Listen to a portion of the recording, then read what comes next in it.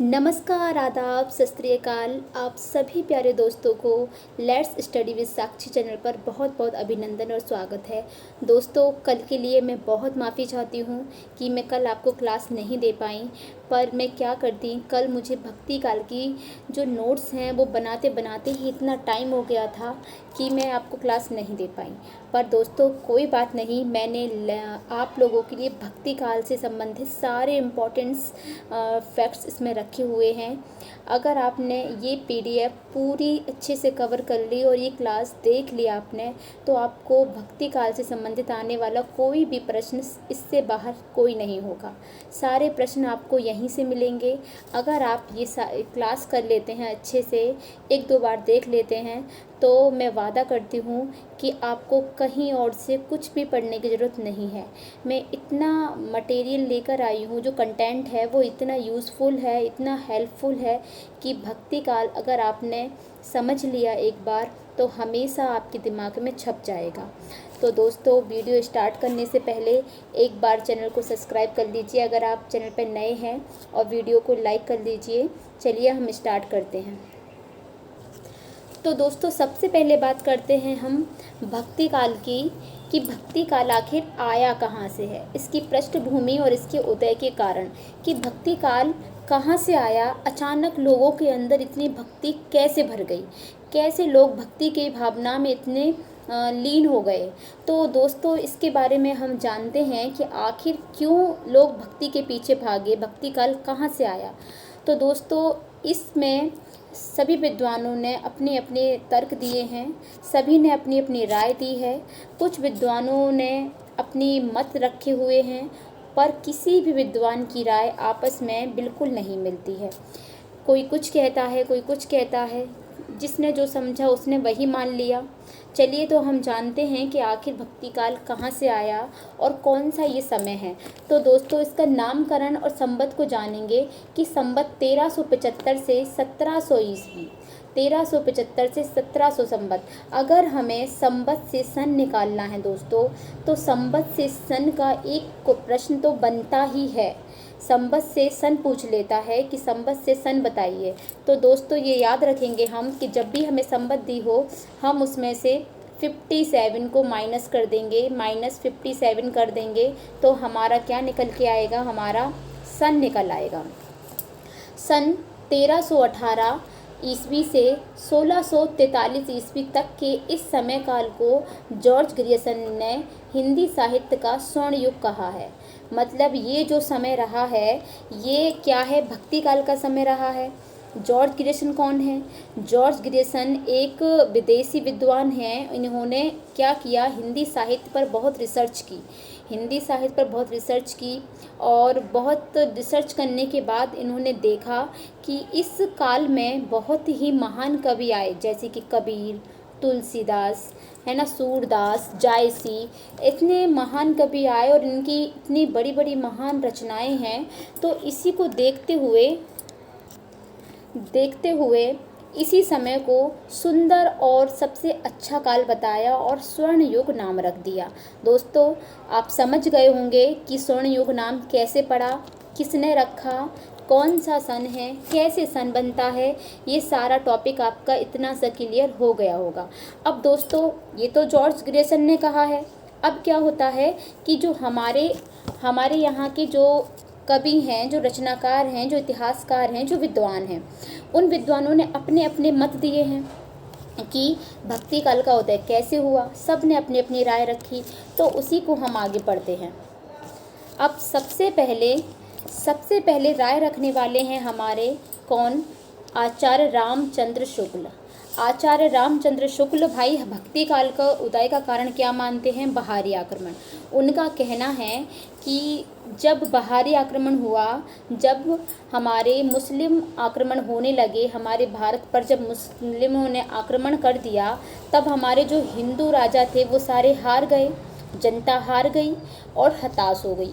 जब जनता हार गई और हताश हो गई, तब क्या हुआ, तब जब कोई व्यक्ति हार जाता है, हताश हो जाता है, दुखी हो जाता है, दुख से वो इधर उधर भागने लगता है तो वो क्या करता है, तब वो हाथ जोड़कर सिर्फ और सिर्फ भगवान की शरण में जाता है। तो आचार्य जी का यही कहना है, शुक्ल जी का यही कहना है कि हमारे जो देश में भक्ति आने का एक प्रमुख कारण यही है कि बाहरी आक्रमण हुए हैं। बाहरी आक्रमण की वजह से हमारे यहाँ के लोगों के सामने कोई भी और ऑप्शन था ही नहीं, कोई और ऑप्शन नहीं था, इसलिए उन्हें भक्ति भावना में लीन होना पड़ा, भक्ति की ओर भागना पड़ा। अब होता क्या है, तो अब आते हैं हमारे हजारी प्रसाद द्विवेदी। अब ये क्या कह रहे हैं, ये कह रहे हैं शुक्ल जी की बात को पूरी तरीके से काट दी इन्होंने, खंडन कर दिया और कह रहे हैं कि भाई जो भारत में जो भक्ति भावना आई है वो सिर्फ डर या दुख के हारने की वजह से नहीं आई। वो कैसे आई, वो कहते हैं कि ये तो हमारी भारतीय परंपरा का स्वाभाविक विकास है, ये अपने आप आया है, ये किसी के डर की वजह से, हारने की वजह से नहीं आया। उनका ये कथन है क्या है कि मैं इस्लाम के महत्व को भूल नहीं रहा हूँ, लेकिन जोर देकर कहना चाहता हूँ कि अगर इस्लाम ना भी आया होता तो भी इस साहित्य का 12 आना वैसा ही होता जैसा आज है। वो कह रहे हैं कि अगर इस्लाम नहीं भी आया होता तब भी हमारा जो भक्ति काल है, जो हमारा इतिहास है, वो आज भी वैसा ही होता जैसा आज है। कल भी वैसा ही था और आज भी वैसा ही होता। और यहाँ पर 12 आना का मतलब है दोस्तों 75%। 75% है इसका मतलब। इतना आप समझ गए कि उन हजारी प्रसाद द्विवेदी ने क्या किया है, शुक्ल जी की बात को पूरी तरीके से काट दी, खंडन कर दिया, गलत साबित कर दिया और उन्होंने अपना मत दिया। अब ऐसे ही और भी कुछ विद्वान हैं जिन्होंने अपनी अपनी राय रखी है। आगे बढ़ते हैं, अगले आते हैं हमारे जिन्होंने अपनी राय रखी है, वो हैं डॉक्टर रामविलास शर्मा। डॉक्टर रामविलास शर्मा क्या कह रहे हैं, ये प्रगतिशीलवादी हैं, सामंतशाही और सामाजिक भेदभाव के विरुद्ध आम जनता का विद्रोह मानते हुए इसे लोक जागरण काल कहते हैं। वो कहते हैं भाई कि इसको धर्म से मत जोड़ो, इसको विदेशी आक्रमणों से मत जोड़ो। ये क्या है, ये जो पहले के समय में बड़े बड़े जमींदार होते थे जो अपने से छोटे लोगों पर जुल्म करते थे, है ना, उन्हें रहने नहीं देते थे, उन पर अत्याचार करते थे, तो इसी अत्याचार के लिए उन लोगों ने क्या किया, एक आंदोलन किया। वही जो आंदोलन है, इस आंदोलन ने ही बड़ा विद्रोह कर दिया और बड़े विद्रोह से ही क्या हुआ, पूरा समाज जाग उठा। इसीलिए इन्होंने इस काल को क्या कहा है, लोक जागरण काल कहा है। उन्होंने कहा है कि इस विद्रोह से पूरा समाज जाग उठा, इसलिए इन्होंने क्या कहा है, लोक जागरण काल कहा है। दोस्तों यहाँ से परीक्षा में प्रश्न बनता है और रामविलास शर्मा के ये कथन देते हुए आपसे पूछा जाएगा कि इन्होंने लोक जागरण काल किस काल को कहा है। तो दोस्तों किसको कहा है, भक्ति काल को कहा है। अगले हैं हमारे गजानन माधव मुक्ति बोध। इसे उच्च वर्ग के विरोध, शोषित और निम्न वर्ग का सामाजिक आर्थिक संघर्ष मानते हैं। ये कहते हैं दोस्तों, ये कहते हैं, ये अपनी राय रखते हैं, क्या रखते हैं, ये कहते हैं कि भाई समाज में 2 प्रकार के लोग रहते हैं। इन्होंने 2 वर्गों के लोगों से जोड़ा। इन्होंने कहा कि 2 तरह के लोग समाज में हैं, एक तो उच्च श्रेणी है, एक निम्न श्रेणी है। जो बड़े बड़े लोग हैं, उच्च श्रेणी हैं, जो पैसे वाले हैं, धनवान लोग हैं, वो छोटे लोगों को, नीची जातियों को, जो गरीब लोग हैं, निर्धन लोग हैं, उनको सताते हैं। उन्हें आर्थिक स्थिति उनकी कमज़ोर हो जाती है, सामाजिक स्थिति कमज़ोर हो जाती है। तो इसीलिए जो वहाँ की जो छोटे वर्ग के लोग हैं, उन्होंने एक बड़ा विद्रोह किया, बड़ा आंदोलन किया और उन्होंने क्या किया कि इस आर्थिक और सामाजिक आज़ादी के लिए एक लड़ाई लड़ी। आज़ादी समाज के लिए, सामाजिक और आर्थिक दोनों स्थितियों के लिए लड़ाई लड़ी। इसी लड़ाई की वजह से इन्होंने, जो जनता है वो भक्ति की ओर जाने लगी और इसी का नतीजा भक्ति आंदोलन से इन्होंने रखा। आगे बढ़ते हैं, अगले हैं हमारे बाबू गुलाब राय। बाबू गुलाब राय इसे पराजित जाति का एक स्वाभाविक मनोवैज्ञानिक सत्य स्वीकार करते हैं कि हारी हुई जाति या तो विलास में डूबती है या भगवान की शरण में जाती है। दोस्तों जो हमारे बाबू गुलाब राय हैं, उनका कहना है कि जब कोई व्यक्ति इसको मतलब जो गुलाब राय हैं वो अपनी दिमाग की हालत से इसको जोड़ते हैं। वो कहते हैं कि जब कोई व्यक्ति हार में, युद्ध में, जीवन में, लड़ाई में, संघर्ष में, प्रेम में, किसी भी तरीके से जब वो हार जाता है तो हारने के बाद वो अपने दिमाग को ठीक करने के लिए, संतुलन बनाए रखने के लिए उसके पास दो ही रास्ते होते हैं। पहला रास्ता होता है उसके पास भोग विलास का, जिससे कि वो भोग विलास करता है, जैसे शराब, ऐश, नाच गाने में डूबकर, है ना, डूबकर अपना दुख क्या करता है, भुलाने की कोशिश करता है। और दूसरा रास्ता क्या होता है, तो वो सब कुछ छोड़कर भगवान की शरण ले लेता है। क्या ले लेता है, भगवान की शरण ले लेता है, और वहाँ जाकर उसको क्या मिलती है, शांति मिलती है। आगे बढ़ते हैं अब हम।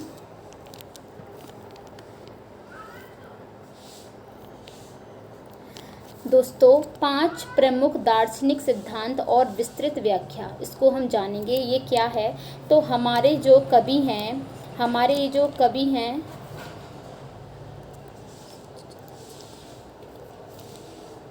हमारे भक्ति काल के कवि, उन की सोच जिस दार्शनिक और धार्मिक नियमों पर टिकी हुई थी वो ये नियम है।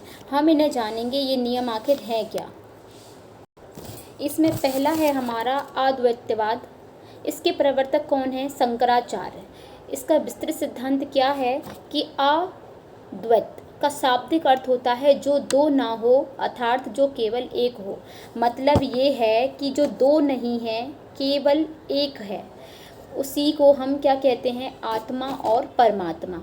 इसके अनुसार जीव, मनुष्य यानी कि जीव, और ब्रह्म यानी कि ईश्वर, दोनों बिल्कुल क्या है, एक है, इनमें कोई भी अंतर नहीं है। जैसे कि वो ये कह रहे हैं कि हमारी आत्मा और परमात्मा एक ही हैं, वो अलग नहीं हैं, हम दोनों एक ही हैं। जब तक हम इस दुनिया में रहते हैं तब तक हमारा रूप इंसानी रूप है। जैसे ही हम मर जाते हैं और मरने के बाद हमारी जो आत्मा है वो तृप्त हो जाती है और ईश्वर में ही मिल जाती है। और आगे कहते हैं कि यह संपूर्ण दृश्य जगत केवल एक माया, मिथ्या या भ्रम है। जैसे एक मटके के अचानक टूटने पर उसके अंदर की सीमित हवा बाहर के अनंत आकाश में मिल जाती है, वैसे ही अज्ञान मिटते ही आत्मा परमात्मा में लीन हो जाता है। मतलब ये जब एक मटका जैसे टूटता है तो उसके अंदर की हवा आकाश में मिल जाती है, उसी तरह इंसान के अंदर जब अज्ञान मिट जाता है, जब ज्ञान आ जाता है, जब समझ आ जाती है, तब उसकी आत्मा परमात्मा में लीन हो जाती है, परमात्मा में मिल जाती है। अगला है हमारा विशिष्ट अद्वैतवाद। इसके प्रवर्तक कौन है, तो रामानुजाचार्य। जो रामानुजाचार्य हैं वो कहते हैं, क्या कहते हैं कि जो शंकराचार्य थे उनकी बात में सुधार करते हुए कहते हैं, क्या कहते हैं कि इसके अनुसार ईश्वर मूलतः एक है, परंतु वह विशिष्ट है, विशेष, सुंदर, कल्याणकारी गुणों से पूरी तरह युक्त है। यह जगत और जीव झूठे या माया नहीं हैं, बल्कि ये ईश्वर के ही वास्तविक और छोटे हिस्से हैं। जैसे समझिए कि जो रामानुजाचार्य हैं वो कह रहे हैं शंकराचार्य से की बात में सुधार करते हुए कह रहे हैं कि ईश्वर एक तो है, आत्मा परमात्मा एक तो है, पर ईश्वर क्या है, विशिष्ट है, विशिष्ट है, सुंदर है, कल्याणकारी है, जिसने पूरी दुनिया को बनाया है, वो एक है। जैसे कि हम उसी की क्या है, छोटे छोटे हिस्से हैं, उसी की हम क्या हैं, छोटे छोटे हिस्से हैं। इसको और अच्छे से समझते हैं। उदाहरण के लिए समझेंगे हम कि यदि एक विशाल हरा भरा पेड़ है, साक्षात वह जगदीश भगवान हैं, तो हम संसारिक जीव उस पेड़ की छोटी छोटी हरी पत्तियां हैं। मतलब ये जान लीजिए कि एक बड़ा पेड़ है वो ईश्वर है, और उसकी जो पत्तियां हैं, जो टहनियां हैं, वो हम सब हैं। अगर हम टहनियाँ, हम क्या हैं, टहनियाँ हो या पत्तियाँ हो, वो क्या हैं, उस पेड़ का ही हिस्सा हैं, पर वो पूरा पेड़ नहीं है। तो यही कहते हुए, उनकी बात में सुधार करते हुए कह रहे हैं, क्या कह रहे हैं कि ईश्वर क्या है, विशिष्ट है। अब इन्हीं की बात का खंडन करते हुए दूसरे आ गए। वो क्या कह रहे हैं भाई, देखो हमारा अब आ गया है तीसरा, क्या, द्वैतवाद। इसके प्रवर्तक कौन है, तो मध्वाचार्य जी हैं। अब ये मध्वाचार्य जी क्या कह रहे हैं, ये द्वैत का अर्थ है दो अलग सत्ताएं। वो कह रहे हैं कि भाई ईश्वर और हम एक नहीं हैं, हम क्या हैं, हम दो हैं। ईश्वर अलग है और मनुष्य यानी कि इंसान अलग है। जीव पूर्णता क्या है, अलग है। भगवान अलग है, जीव यानी कि इंसान अलग है। जीव साधना करके भी कभी साक्षात ईश्वर नहीं बन सकता। ईश्वर संसार के परम मालिक हैं, स्वामी हैं। संसार का प्रत्येक जीव सदैव उनका विनीत दास या सेवक है। सेवक यानी कि उसके स्वामी हैं। आप ये समझिए कि जो मध्वाचार्य जी हैं उनका कहने का तरीका ये है, उनका अर्थ ये है कि वो ये कह रहे हैं कि भाई जो ईश्वर है और जो हम इंसान हैं वो एक नहीं हैं। अभी जो हमने पढ़ा था विशिष्ट द्वैतवाद और द्वैतवाद, इसमें हमने पढ़ा था कि हमारी आत्मा और परमात्मा एक है। और जो द्वैतवाद आया जिसको मध्वाचार्य जी कह रहे हैं कि ये दो हैं। कैसे हैं दो? कि इंसान अलग है और परमात्मा यानी कि ईश्वर अलग है। ईश्वर जो है वो एक अलग ही है जिसने पूरे संसार को बनाया है, जो क्या है हमारा सबका स्वामी है और हम सब क्या हैं, उसके सेवक हैं। हम चाहे कितने भी बड़े क्यों ना हो जाएं, पर हम कभी भी ईश्वर नहीं बन सकते। अगर हमें मुक्ति चाहिए है तो हमें क्या करना होगा, ईश्वर की आराधना करनी होगी, उनकी सेवा करनी होगी, तब जाके हमारे जीवन की मुक्ति होगी। चौथा है हमारा शुद्ध अद्वैतवाद। जो शुद्ध अद्वैतवाद है उसके प्रवर्तक कौन है? वल्लभाचार्य जी। ये क्या कह रहे हैं तो इसको भी समझ लेते हैं हम। ये कह रहे हैं कि इनके अनुसार ब्रह्मा या ईश्वर पूरी तरह शुद्ध है, उस पर किसी भी प्रकार की माया या कोई भी बंधन या असर नहीं है।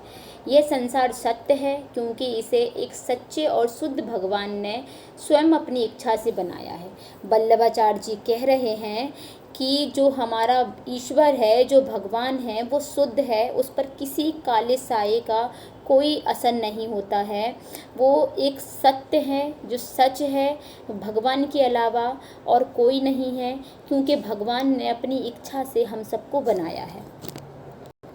और हमें भगवान की साधना करनी चाहिए, आराधना करनी चाहिए, उनकी पूजा करनी चाहिए। क्यों करनी चाहिए? क्योंकि तभी हमें मुक्ति मिल पाएगी।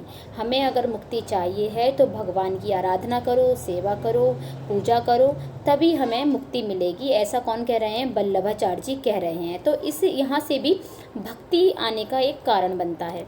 आगे बढ़ते हैं।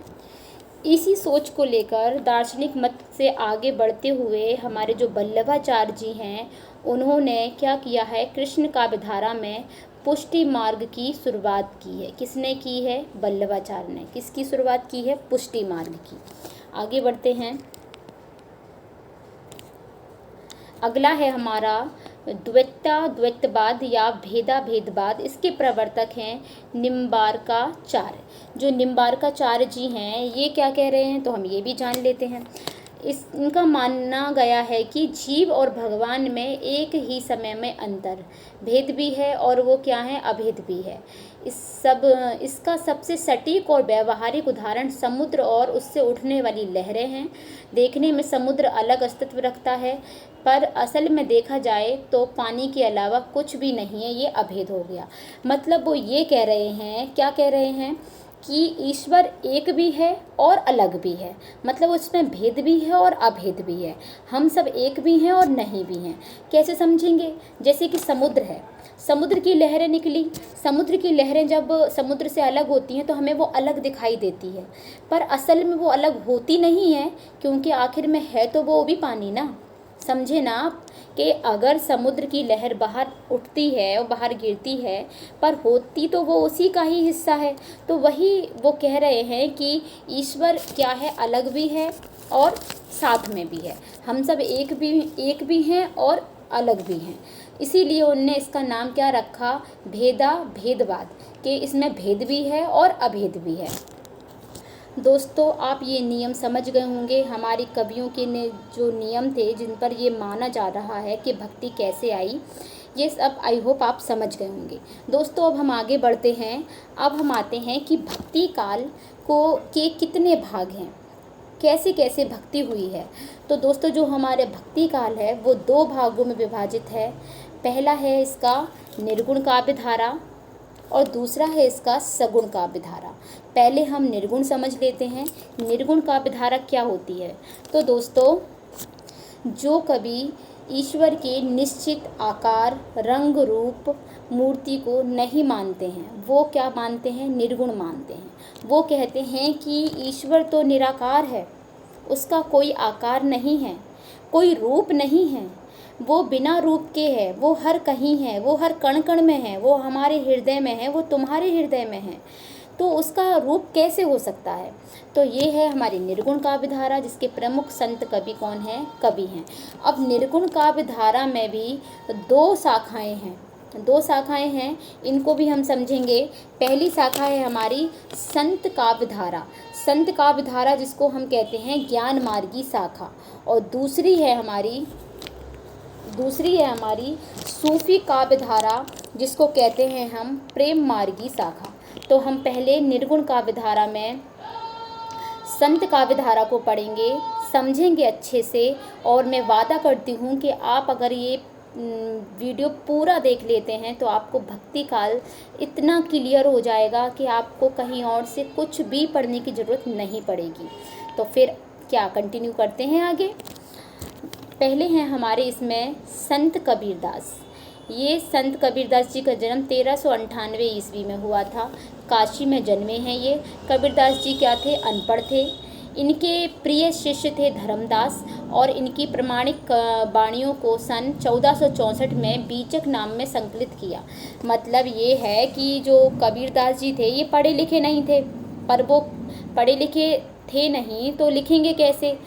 तो इनका जो एक शिष्य था जिसका नाम था क्या, धर्मदास, वो क्या है, उन्होंने सन 1464 ईस्वी में कबीर की सारे जो वो बोला करते थे, जो वो गाया करते थे, जो दोहे हों, छंद हों, कुछ भी हों, वो सारे का सारा उनने इकट्ठा किया और एक बीजक नाम का ग्रंथ बनाया। ठीक है, बीजक नाम का ग्रंथ बनाया, जिसके 3 भाग हैं।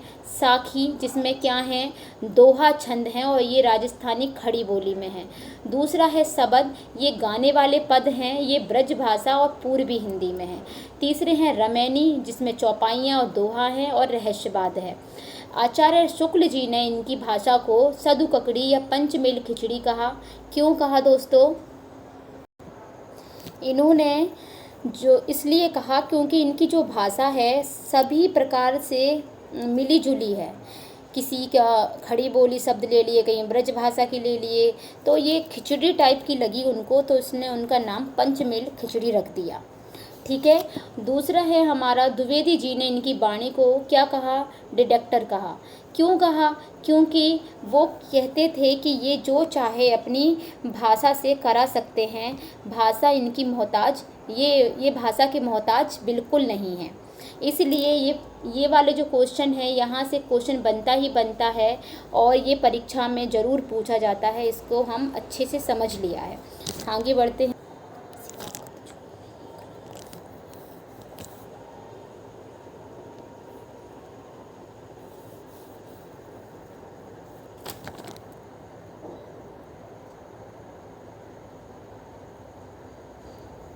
कबीरदास जी का एक सबसे अच्छा दोहा सबसे ज़्यादा प्रचलित है, जो कि क्योंकि वो पढ़े लिखे तो थे नहीं, तो वो कहते थे कि मसी कागज छुओ नहीं, कलम गहो नहीं हाथ। मतलब उनने कभी भी कलम को अपने हाथ में नहीं लिया, कागज़ को नहीं छुआ, फिर भी वो इतने ज्ञानी थे, क्योंकि ज्ञान के महत्व को और समाज में पाखंड जाति पाति को लेकर वो बहुत जोर देते थे। इसीलिए शुक्ल जी ने उन्हें ज्ञान मार्ग की शाखा में रखा है। अगले हैं हमारे संत रैदास, जिनका जन्म है 1388 ईस्वी। ये सबसे बड़े माने जाते हैं। काशी में इनका जन्म हुआ, काशी के मूल निवासी थे। जाति से ये चर्मकार के स्वामी रामानंद के प्रमुख शिष्य थे। ये जाति से क्या थे, चर्मकार थे, और इनके जो गुरु थे उनका नाम क्या था, रामानंद। संत कवियों में कालक्रम में ये उम्र में सबसे बड़े हैं और इनका स्थान सबसे पहले माना जाता है। इनकी भक्ति में अनन्य समर्पण था और इनकी प्रसिद्ध पंक्ति, प्रभु जी तुम मंदन हम पानी, सॉरी दोस्तों ये गलत लिखा है इसमें, ये चंदन है, प्रभु जी तुम चंदन हम पानी, जाकी अंग अंग बात समानी। दोस्तों इसको ठीक कर लेना, मैं ठीक कर दूंगी। ये चंदन है, गलत टाइप हो गया है मेरे से। परीक्षा की दृष्टि से ये बहुत महत्वपूर्ण है और आपको इसे समझना है। जो रैदास थे ये भी निर्गुण काव्यधारा में आते हैं और ये ईश्वर को अपने अंदर ही मानते हैं। ये कहते हैं कि प्रभु चंदन है और हम क्या हैं, हम तो पानी हैं। और ये काशी के मूल निवासी हैं। इनके गुरु का नाम रामानंद है और ये ज्ञान मार्ग की शाखा में सबसे पहले आते हैं। अगले हैं हमारे गुरु नानक देव जी। इनका जन्म है 1469 ईस्वी। ये तलवंडी पाकिस्तान के ननकाना साहिब में है। ये तलवंडी में हुआ था निधन, जो अब कहाँ पर है, पाकिस्तान में जन्मे। इनके गुरु का नानक देव थे। सिख धर्म के प्रथम गुरु और संस्थापक हैं ये। इनकी प्रमुख प्रमाणिक और आध्यात्मिक रचनाओं में जपुजी, जिसमें नाटक का दर्शन का मुख्य सार निहित है। जो गुरु नानक देव हैं ये तलवंडी में पैदा हुए थे। इनके गुरु का नाम क्या था, नानक देव था। ये सिख धर्म से संबंधित थे। इनने सिख की को माना है और इन्होंने भी क्या किया है, ज्ञान मार्ग की शाखा में ये हैं। इसका मतलब ये है कि इनने भी ज्ञान ही अर्जित किया है और ज्ञान ही बांटा है। मतलब वो अर्जित भी कर रहे हैं और वो हम सबको सिखा भी रहे हैं। ठीक है, गुरु नानक ने कभी भी ईश्वर का कोई छवि नहीं मानी है। वो कहते हैं ईश्वर निराकार है। इनकी प्रमुख रचनाएं जो हैं, जैसे कि आशा दी बार, रहीरास और सोहिला, ये प्रमुख हैं और परीक्षा में इनका क्रम लगाने को आता है। दोस्तों आगे हमारे अगले हैं संत दादू दयाल। इनका है 1544 ईस्वी में जन्म। इनका जन्म हुआ था दोस्तों 1544 ईस्वी में।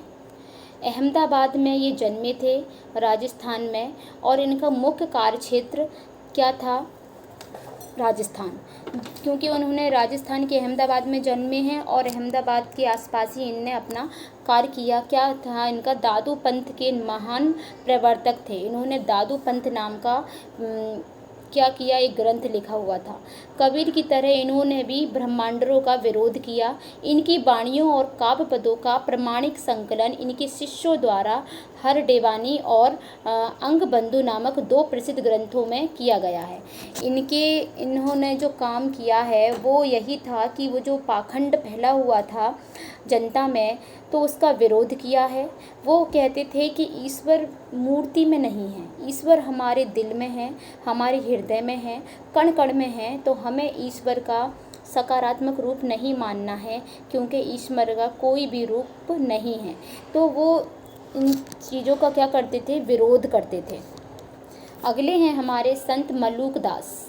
ये 1574 ईस्वी में इनका जन्म है। ये कड़ा इलाहाबाद के निवासी थे और ये अपनी परम संतोषी और ईश्वर पर पूर्ण आश्रित रहने की प्रवृत्ति के लिए विख्यात थे। इनकी सबसे प्रसिद्ध और अचूक पंक्ति है, वो भी जानेंगे हम। वो है, अजगर करे न चाकरी, पंछी करे न काम, दास मलू का कह गए सबके दाता राम। वो कहते थे कि भाई अजगर किसी की नौकरी चाकरी करने नहीं जाता, पंछी सुबह उठ के किसी ऑफिस नहीं जाता, तब भी उन्हें भोजन मिलता है, तब भी उनका पेट भरता है। इसीलिए वो आलसियों को, जो व्यक्ति बहुत आलसी हैं, उनके लिए ये बहुत अच्छे माने जाते हैं, क्योंकि इन्होंने आलसियों के लिए ही ये कहा है कि हमें काम करने की कोई ज़रूरत नहीं है, हमारा पेट तो ईश्वर भर ही देगा। समझ रहे हो ना दोस्तों, वही कि हम काम करें या ना करें, हमारा पेट तो भर ही जाएगा, क्योंकि अजगर कभी किसी की नौकरी नहीं करता है ना। तो उन्होंने ये इम्पॉर्टेंट है दोस्तों, और ये इसका मतलब भी बहुत ज़्यादा इम्पॉर्टेंट है जो मैंने बताया है कि अजगर करे न चाकरी, पंछी करे न काम, दास मल्लू का कह गए सबके दाता राम। सबके दाता राम हैं, ईश्वर सबका पेट भरता है। वो हमें क्या करता है, भूखा उठाता ज़रूर है पर भूखा सुलाता नहीं है, है ना। तो वो यही मानते थे कि हम कुछ काम करें ना करें पर जीवन हमारा चलेगा, हमें भोजन मिलेगा, चाहे वो कैसे भी मिले। अगले हैं हमारे संत सुंदरदास। ये 1596 ईस्वी में पैदा हुए। संत कवियों में सर्वाधिक शिक्षित थे ये। व्याकरण व शास्त्र विद्वान थे। ये काव्य शास्त्र के नियमों के अनुसार रचना करते थे। कविता में श्रृंगार रस के घोर विरोधी थे। इनकी भाषा परिमार्जित ब्रज भाषा थी और सुंदर विलास और ज्ञान समुद्रम थे। मतलब ये है कि जो संत सुंदरदास हैं ये सबसे छोटे हैं उम्र में, पर ये सबसे ज़्यादा शिक्षित हैं। व्याकरण की दृष्टि से ये बहुत बड़े विद्वान हैं। इन्होंने काव्य शास्त्र का गहन अध्ययन किया है, पूर्ण जानकारी हासिल की है और फिर उन पर अपनी रचनाएं लिखी हैं, कविताएं लिखी हैं। पर इन्हें श्रृंगार रस बिल्कुल भी पसंद नहीं है। श्रृंगार रस के ये क्या थे, बहुत बड़े विरोधी थे। ये इन्होंने की जो रचनाएं थी ये ब्रज भाषा में थी। दोस्तों, हमने ज्ञान मार्ग की शाखा के सारे महत्वपूर्ण कवियों को पढ़ लिया है, उनके बारे में जानकारी ले ली है। मुझे आशा है कि आपको समझ आया होगा। अब हम पढ़ते हैं सूफ़ी काव्यधारा यानी कि प्रेम मार्गी शाखा। दोस्तों, जो सूफ़ी काव्यधारा के कवि हैं, जो प्रेम मार्गी शाखा को मानते हैं, उनका कहना है कि भाई ईश्वर किसी बड़े बड़े ज्ञान से नहीं मिलता, ज्ञानी बातों से नहीं मिलता। ईश्वर को पाना है तो हमें क्या करना होगा, हमें ईश्वर को पाने के लिए कठिन ज्ञान की आवश्यकता नहीं है, हमें तो सच्चे प्रेम की आवश्यकता है। हमारे अंदर प्रेम होना चाहिए। अगर हमारे अंदर प्रेम है तो हम ईश्वर को पा सकते हैं। इसलिए उन्होंने कहानियों के जरिए ईश्वर को आत्मा से परमात्मा से जोड़ा है, आत्मा को परमात्मा से जोड़ा है। वो कहते हैं कि ईश्वर ज्ञान से नहीं प्रेम से मिलता है, इसलिए शुक्ल जी ने इनका प्रेम मार्गी शाखा नाम दिया। सूफी साधना के 4 महत्वपूर्ण पड़ाव, जो क्रम पूछा जाता है दोस्तों को, जो पेपर में प्रश्न बनता है वो इसका क्रम पूछते हैं। हम वो क्रम को जान लेते हैं।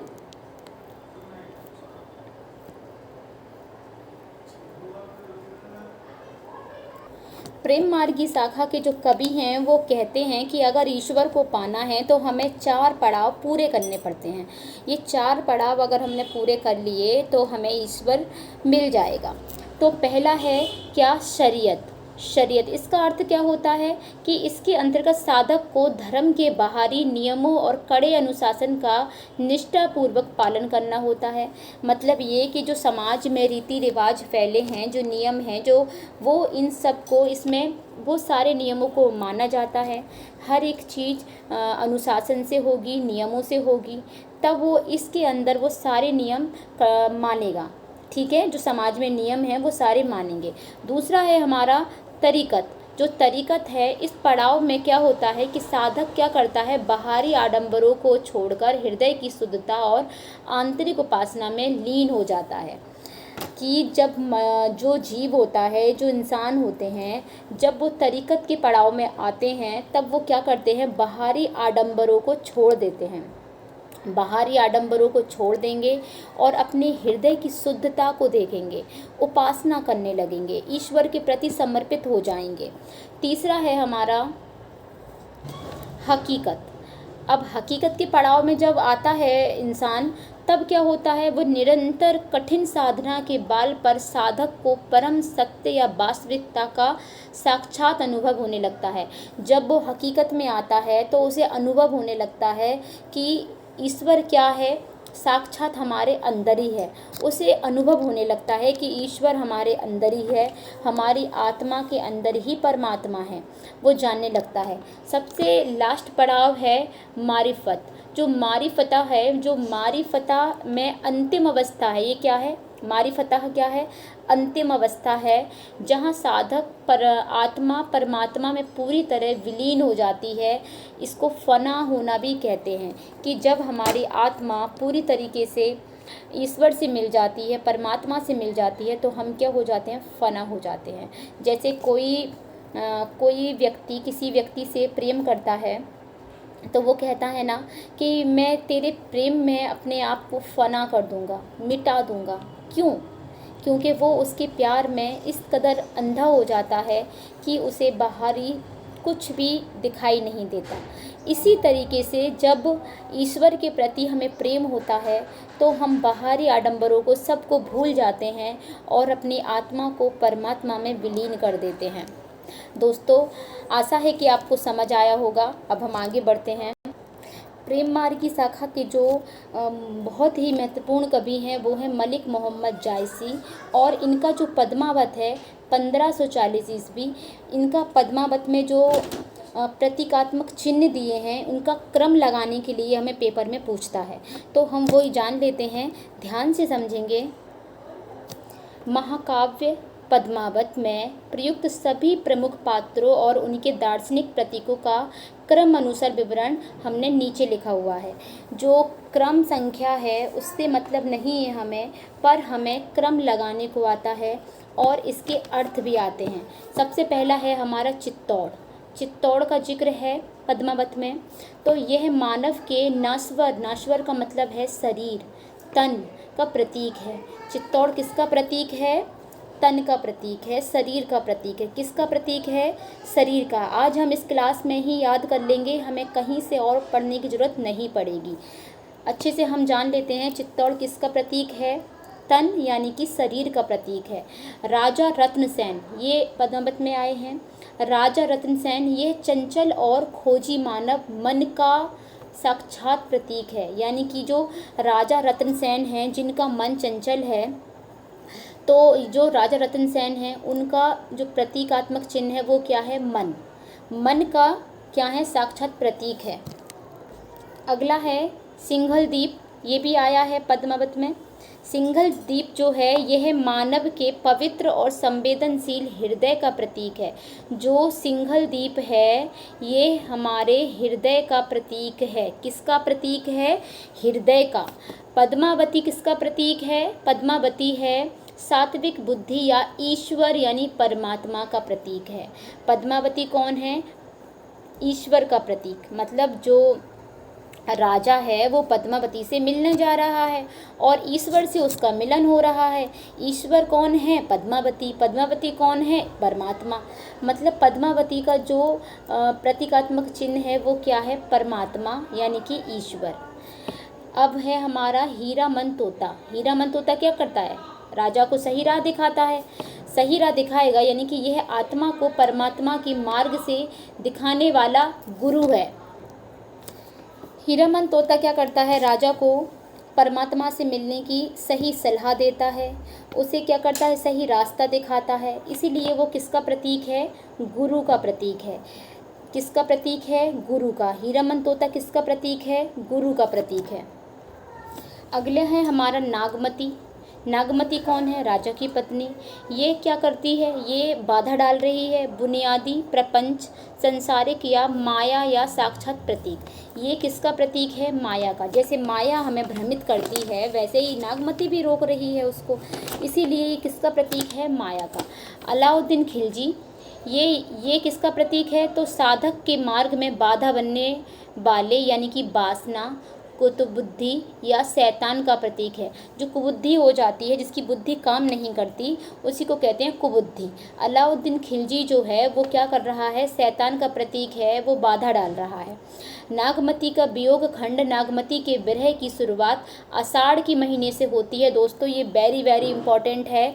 ये क्वेश्चन बनता है कि नागमती के वियोग की शुरुआत कहाँ से होती है? तो ये आषाढ़ महीने से होती है। जायसी ने लिखा है कि उसका विरह सती के तेज के समान है, जिससे वन और पशु पक्षी तक जलने लगते हैं। प्रसिद्ध पंक्ति पीयूषो कहियो संदेशना, हे भौरा हे काग। उसकी जो पीड़ा है वो इतनी भारी है कि उससे पशु पक्षी भी क्या करने लगे हैं? झुलसने लगे हैं, जलने लगे हैं। हमने पूरी निर्गुण शाखा को पढ़ लिया है दोस्तों, इसके दोनों भाग पढ़ लिए हैं। अब हम आ गए हैं सगुण काव्य धारा पर। दोस्तों सगुण काव्य धारा क्या है ये भी हम समझ लेते हैं। सगुण काव्य धारा यानी कि ईश्वर का साकार रूप, ईश्वर का साकार रूप। यहाँ के जो कवि हैं इस काल के, वो कहते हैं कि ईश्वर क्या है, ईश्वर साकार है। वो अपने भक्तों को सही रास्ता दिखाने के लिए, उनके कष्टों को दूर करने के लिए अवतार लेते हैं और इस दुनिया में आते हैं और हमारे दुखों को दूर करते हैं, वो ये मानते हैं। इसमें इसके भी दो क्या हैं, दो भाग हैं। सगुण के क्या हैं, दो भाग हैं। पहला कौन सा है हमारा, राम भक्ति शाखा, और दूसरा है हमारा कृष्ण भक्ति शाखा। तो पहले हम पढ़ते हैं राम भक्ति शाखा, जिसमें रामचरितमानस के 7 कांडों का संक्षिप्त परिचय हमेशा पूछता है प्रश्न में, और साथ ही इसका क्रम भी लगाने को आता है। जो 7 कांड हैं वो इनके क्रम लगाने के लिए आते हैं कि पहला कांड कौन सा है, दूसरा कौन सा है, इनको क्रम से लगाइए। क्रम लगाने के लिए आता है, इसलिए हम इसको आज अच्छे से समझ लेंगे। पहले थोड़ा सा समझ लेते हैं हम कि दोस्तों जो सगुण भक्ति शाखा है उसमें पहले आते हैं राम भक्ति शाखा। राम भक्ति शाखा में जो सबसे प्रसिद्ध कवि हैं वो हैं गोस्वामी तुलसीदास। इन्होंने रामचरितमानस की क्या की है, रचना की है। लेकिन शुक्ल जी ने इनकी 12 प्रमाणिक रचनाओं को ही क्या माना है, प्रमाणिक माना है, जिसमें से 5 बड़ी रचनाएं हैं और 7 छोटी रचनाएं हैं। इनका जो 7 कांड दिया है रामचरितमानस में, उनको हम क्रम से पढ़ेंगे, ठीक है। पहला है बालकांड। क्या है, बालकांड। इसमें श्री राम के जन्म की पृष्ठभूमि, शिव पार्वती विवाह, राम जन्म, बाल लीला और सीता जी के साथ विवाह का वर्णन है। जो बालकांड है, इस बालकांड में जो तुलसीदास जी लिखते हैं, उन्होंने शिव पार्वती का विवाह लिखा है कि शिव पार्वती का विवाह कैसे हुआ। राम जी का जन्मोत्सव लिखा है, राम जी की बाल लीलाएं लिखी हैं और सीता जी के साथ विवाह का पूरा वर्णन इसमें लिखा हुआ है। दूसरा है हमारा अयोध्या कांड। इसमें मानस का हृदय स्थल कहते हैं, इसको अयोध्या कांड को मानस का हृदय स्थल कहते हैं, जिसमें राम का राज अभिषेक रुकना, वन आगमन और चित्रकूट में भरत मिलाप वर्णित है। मतलब राम जी का जो अभिषेक होने वाला था तो वो रुक गया, तो इसका वर्णन है।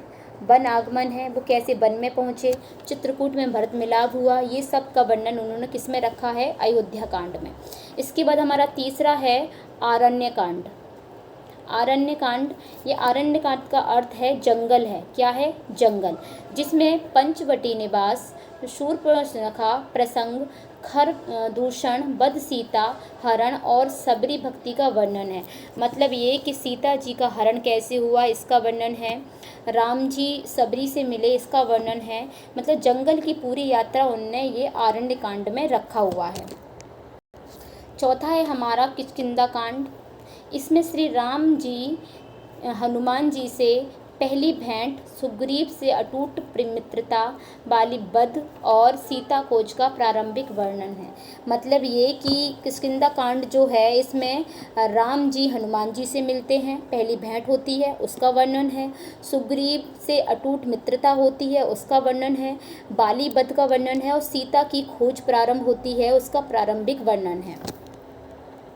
दोस्तों पांचवा है हमारा सुंदर कांड। इसमें हनुमान जी के मूल नाम सुंदर पर आधारित इस कांड में समुद्र लांघना, लंका प्रवेश, लंका दहन और सीता जी के भेंट का ओजस्वी वर्णन है। जो सुंदर कांड है, इसमें हनुमान जी क्या करते हैं, लंका में प्रवेश करते हैं, समुद्र को लांघते हैं और क्या करते हैं, सीता जी से अपनी भेंट करते हैं, इसका वर्णन है। छठवां है हमारा लंका कांड। इसमें लंका कांड भी कहते हैं, यानी कि युद्ध कांड, इसको युद्ध कांड भी कहते हैं। और इसमें समुद्र पर राम सेतु का निर्माण, राम रावण की सेनाओं का भयंकर युद्ध, रावण का वध वर्णित है। मतलब ये है कि जो लंका कांड है उसमें क्या होता है, लंका कांड का मतलब है युद्ध कांड, मतलब युद्ध हुआ, उसमें समुद्र पर क्या बनाया गया, राम सेतु पुल बनाया गया, इसका वर्णन है। राम और रावण की जो सेनाएं लड़ रही थीं तो उनके युद्ध का वर्णन है। सातवां और आखिरी है हमारा उत्तरकांड। इसमें श्री राम का सानंद अयोध्या लौटना, राज अभिषेक, कलयुग वर्णन व ज्ञान भक्ति दर्शन ज्ञान दीपक भक्ति मणि का प्रतिपादन है। मतलब ये जो सबसे आखिरी का है वो है उत्तरकांड, जिसमें क्या क्या है, तो राम जी जब सीता जी को रावण से बचाकर वापस ले आए थे, रावण को मारकर, तो उनका अयोध्या लौटने का वर्णन है। उनका राज्याभिषेक होता है फिर, तो उनके राज्याभिषेक का वर्णन है। कलयुग कैसे स्टार्ट हुआ वहाँ से, उसका वर्णन है। भक्ति दर्शन का वर्णन है।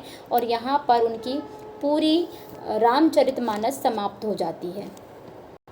दोस्तों, हमने राम भक्ति शाखा पढ़ ली है। अब हम आ गए हैं कृष्ण भक्ति शाखा पर। कृष्ण भक्ति शाखा क्या है, तो जो कृष्ण भक्ति शाखा के कवि हैं वो क्या करते हैं, कृष्ण की बाल लीलाओं का वर्णन करते हैं। बाल लीलाओं का वर्णन अपनी ब्रज भाषा में करते हैं, संगीत में मिक्स होकर करते हैं, मुग्ध होकर करते हैं, उनकी बाल लीलाओं का वर्णन करते हैं। आगे बढ़ते हैं दोस्तों। कृष्ण भक्ति शाखा में जानने के लिए हम पहले अष्टछाप को जानेंगे। गोस्वामी विट्ठलनाथ जी ये कौन हैं, तो ये वल्लभाचार्य के बेटे हैं। वल्लभाचार्य के बेटे ने 1565 में संस्थापित अष्टछाप के 8 कवियों का क्रम अनुसार संक्षिप्त विवरण दिया है। कैसे कि इन्होंने क्या किया, कृष्ण की बाल लीलाएं करने वाले, कृष्ण की भक्ति वाले 8 कवियों को इकट्ठा किया।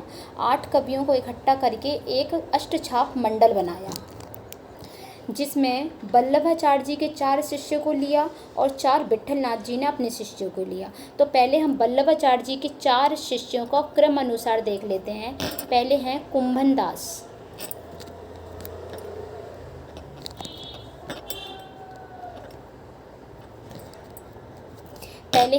दास। ये अष्टछाप के कवियों में उम्र में सबसे बड़े हैं और ये क्या हैं, भक्त थे। किसके थे, कृष्ण के। प्रसिद्ध पंक्ति है इसकी, संतन को कहा सीकरी सो काम। कुंभन दास जी हैं जो ये कहते हैं कि संतन को कहा सीकरी सो काम। दूसरे हैं हमारे सूरदास, ये अष्टछाप के प्रधान कवि हैं, वात्सल्य सम्राट हैं तथा विट्ठलनाथ द्वारा घोषित पुष्टि मार्ग का जहाज हैं।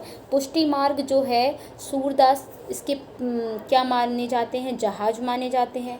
सूरदास ने कृष्ण की बाल लीलाओं का वर्णन किया है, इसलिए इन्हें वात्सल्य प्रेम दिखाया गया है, माँ की ममता का प्यार दिखाया गया है। अगले हैं परमानंद दास, ये अत्यंत भावुक कवि, जिनके पदों में सुनकर वल्लभाचार्य जी कई दिनों तक भाव विभोर हो उठे।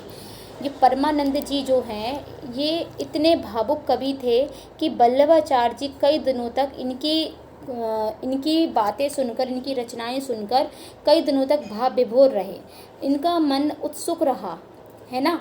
अगले हैं हमारे कृष्णदास, ये कुशल प्रबंधक जो मंदिर के अधिकारी के रूप में अपनी सेवाएं देते थे। ये क्या करते थे, मंदिर की देखरेख करते थे, वहाँ के ये अधिकारी के रूप में अपनी सेवाएं देते थे। मंदिर में क्या होना है क्या नहीं होना है वो सब ये देखते थे। अभी हमने किसके शिष्यों को देखा, बताइए, आपको बताना है वल्लभाचार्य जी के शिष्यों को। अब हम देखेंगे विट्ठलनाथ जी के 4 शिष्य। पहले हैं गोविंद स्वामी, उच्च कोटि के संगीतकार थे ये, जिनका गायन सुनने स्वयं तानसेन आते थे। ये इतने बड़े संगीतकार थे, उच्च कोटि के थे, सबसे अच्छा गाते थे, सबसे अच्छा बजाते थे, जिनका तानसेन भी इनका गायन सुनने के लिए आते थे।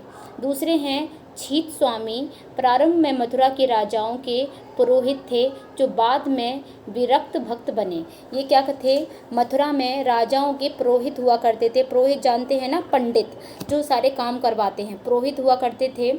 और प्रारंभ में मथुरा में रहे ये, और बाद में ये क्या बन गए, विरक्त भक्त बन गए। ठीक है। अगले हैं चतुर्भुज दास। ये अष्टछाप के प्रसिद्ध कवि और ज्येष्ठ कवि कुंभन दास जी के कनिष्ठ पुत्र थे। मतलब जो अभी हमने पढ़ा था कुंभन दास, उन्हीं के ये क्या थे, कनिष्ठ पुत्र थे। और ये अष्टछाप के प्रसिद्ध कवि हैं, सबसे बड़े माने जाते हैं उम्र के हिसाब से। और इन्होंने भी क्या किया है, कृष्ण की लीलाओं का वर्णन किया है। चौथे हैं हमारे नंददास। सूरदास के बाद सबसे प्रसिद्ध और सत्रज्ञ कवि उपाधि जड़िया और कवि गड़िया नंददास जड़िया। ये इनका दोहा बहुत प्रसिद्ध है। जो नंददास हैं ये सूरदास के बाद माने जाते हैं सबसे ज़्यादा। इनकी जो उपाधि है जड़िया, ये जो जड़िया उपाधि है इसमें वो कहते हैं क्या, कवि जड़िया और कवि गड़िया। उपाधि क्या है, जड़िया, और कवि क्या है, गड़िया नंददास। ठीक है, नंददास जड़िया। इसको हम ध्यान से समझ गए। हमने वल्लभाचार्य जी के 4 शिष्यों को पढ़ लिया क्रम से और विठुलनाथ जी के 4 शिष्यों को पढ़ लिया क्रम से। दोस्तों परीक्षा में इनका क्रम लगाने के लिए आता है, इसलिए आप इनके क्रम पर विशेष ध्यान दें। दोस्तों अब हम आ गए हैं महत्वपूर्ण संप्रदाय और वीर काव्य रामचंद्र शुक्ल के अचूक कथन। जो रामचंद्र शुक्ल हैं उन्हें एक बहुत ही महत्वपूर्ण अचूक कथन लिखे हैं जो पेपर में आते ही आते हैं, हम उनको समझेंगे।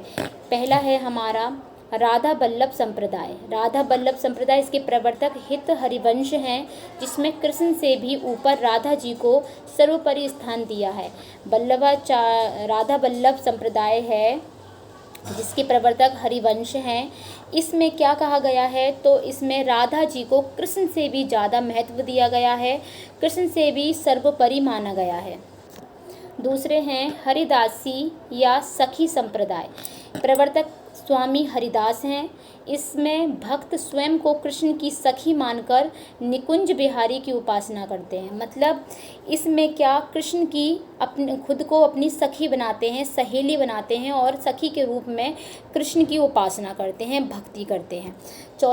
तीसरा है हमारा गौड़ीय संप्रदाय। गलती से चौथा बोल दिया था, कोई बात नहीं, मैंने बोल दिया है कि तीसरा है गौड़ीय संप्रदाय। प्रवर्तक कौन है इसके, चैतन्य महाप्रभु। इसकी जो संप्रदायक हैं वो हैं, इसकी जो प्रवर्तक हैं चैतन्य महाप्रभु।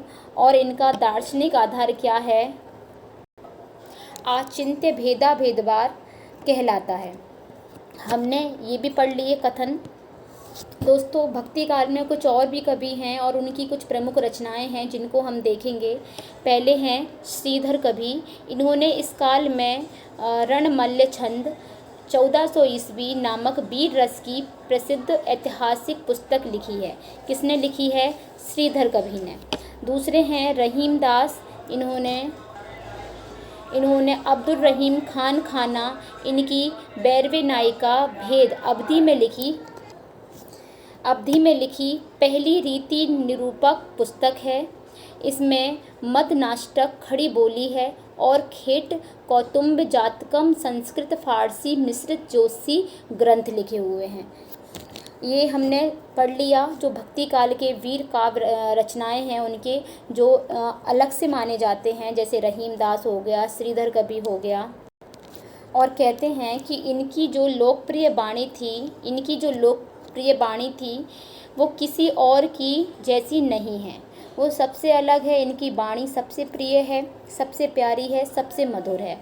अगले हैं कबीर पर शुक्ल जी का मत। ये जो कबीरदास हैं उन पर शुक्ल जी ने क्या मत दिया है, कबीर में जो ज्ञान की बातें हैं वे हिंदुओं के वेदांत से हैं और प्रेम सूफियों से लिया गया है। कबीर में प्रतिभा बहुत प्रखर तेज थी। वो कह रहे हैं शुक्ल जी के कबीर जी थे, उनके अंदर अपूर्ण ज्ञान था और वो इतने ज्ञानी व्यक्ति थे। भले ही वो पढ़े लिखे नहीं थे पर उनके अंदर जो ज्ञान था वो किसी व्यक्ति में नहीं था। उनकी बातें हिंदुओं के वेदांत हैं, जो हिंदू लोग हैं और उनके वेदांत थे। उनकी वाणियाँ जो भी वो बोलते थे वो दोहा बन जाते थे। उनके जो शिष्य हैं धर्मदास, उनने सब कुछ इकट्ठा करके एक बीजक ग्रंथ बना लिया है। लेकिन वो शुक्ल जी ये कहना चाहते हैं कि कबीर जैसा कोई व्यक्ति है नहीं ज्ञानी, कबीर महाज्ञानी व्यक्ति है। अगले हैं हमारे नंददास पर शुक्ल जी का मत। अभी कबीरदास जी पर था, अब ये है नंददास जी पर। नंददास जी की भाषा की अनुपम मधुरता और गढ़न को देखकर ही शुक्ल जी ने लिखा है, और कवि गड़िया नंददास जड़िया। अभी हमने पढ़ा था कि इनकी जो भाषा थी इतनी मधुर थी, इतनी अच्छी थी कि इस पर मत लिख दिया है। किसने, शुक्ल जी ने क्या कह रहे हैं कि और कभी गढ़िया हैं और नंददास जड़िया हैं, ये अपनी भाषा से बढ़िया बढ़िया छंद दोहे सब जड़ देते हैं, सब जड़ देते हैं। दोस्तों ये हमने पूरा का पूरी PDF समझ ली है अच्छे से। हमने संपूर्ण भक्ति काल को कुछ ही समय में समझ लिया है। दोस्तों आपको अगर ये PDF के नोट्स चाहिए, ये मैंने खुद से बनाए हैं, सारी जानकारी बहुत ही प्रमाणित है, इकट्ठा करके आप लोगों के लिए समेट कर एक ही क्लास में लेकर आई हूँ।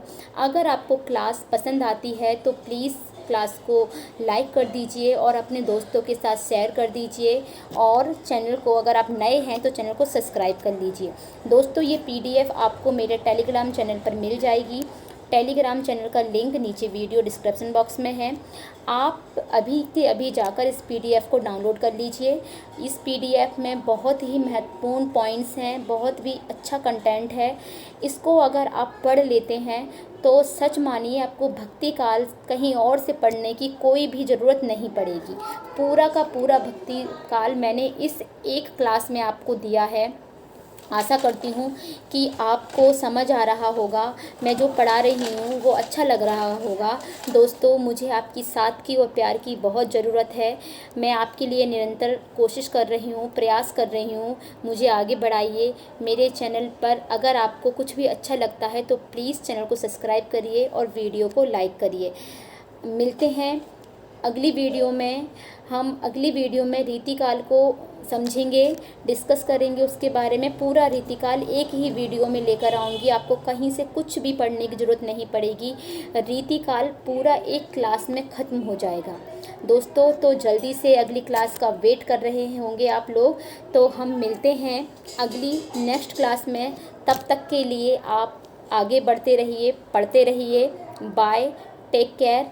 मिलते हैं अगली क्लास में।